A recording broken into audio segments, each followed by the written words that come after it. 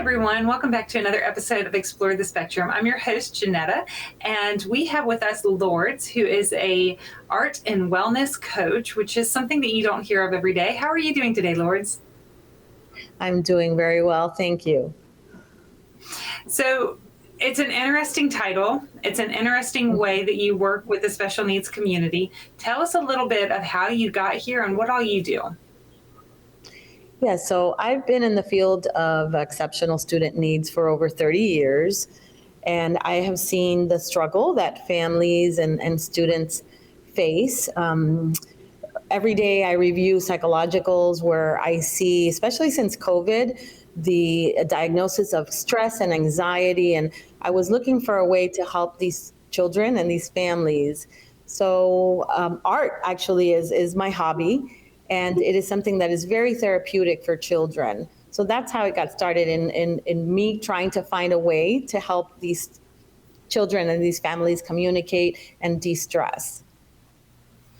And so now, when you're working with families, are they working with you one-on-one, or are you providing tips and ideas and concepts online? How does it work to kind of get some of your guidance? Yeah, so there are different ways that I work with a client. I will work one-to-one, let's say with a child from 8 to adulthood, where I am providing the materials, I'm providing guidance, but it's not about the product, it's about the process. So I work one-on-one, live, I work online with a student, I work in groups, I also train the families in how to work with their child. So I work in a variety of ways. And I do agree. There's so much anxiety. So many of our kids with autism or ADHD already have anxiety as a diagnosis along with, or maybe an undiagnosed element of what they're dealing with every day. But it all got ramped up with COVID. And there is a lot of other stuff that is happening in today's society that causes more stress than I think it used to be. What kind of success stories have you seen? What have you seen unfold that kind of would encourage someone to investigate this more? So I've worked with children and again young adults where some of these children are diagnosed with either autism, like you said, learning disability and ADHD, but especially a child with autism that maybe is nonverbal or has limited vocabulary.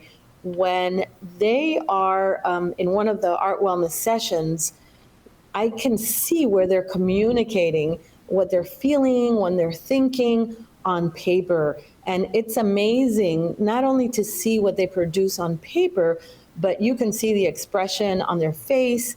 This helps them actually connect, with their emotions, create empathy, connect with others in the world. Art is an amazing way to rewrite our story and express more than we can with words. And I see that over and over again, with the clients I work with. That's encouraging to hear. And I know that you're in Florida, and so there are people that are going to be in South Florida that might be able to reach out to you directly and try to do things with you one-on-one or in person.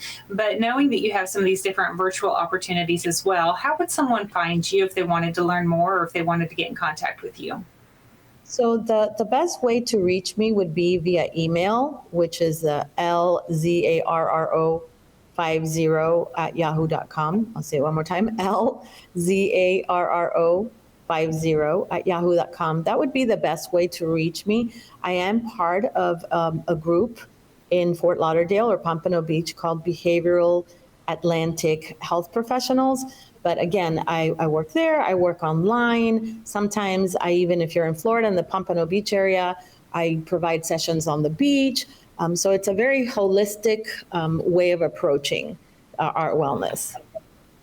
Not only is it mindful and it's creative for you to have come up with some of these different programs, but it's also a good reminder to us, that we don't have to overthink things sometimes. Sometimes we can go back to things being more simple. You don't have to have an app. You don't have to have a technology for that. You don't always have to have an arrow ready to go to fix something or to work on something. Sometimes we can just do a slower pace and really take time to see what those emotions are on our kids' face when they're doing these activities, right? Like, just the mindfulness that I'm taking away from this conversation is important. And I think it's important for me as a parent and for the other parents and professionals that are viewing as well. Thank you so much for taking time to talk with us today and share some of your thoughts. I hope that any of our viewers that are interested will definitely reach out or think about ways that they can implement some of these strategies in their world. And to all of our viewers, thank you as always as we continue to explore the possibilities.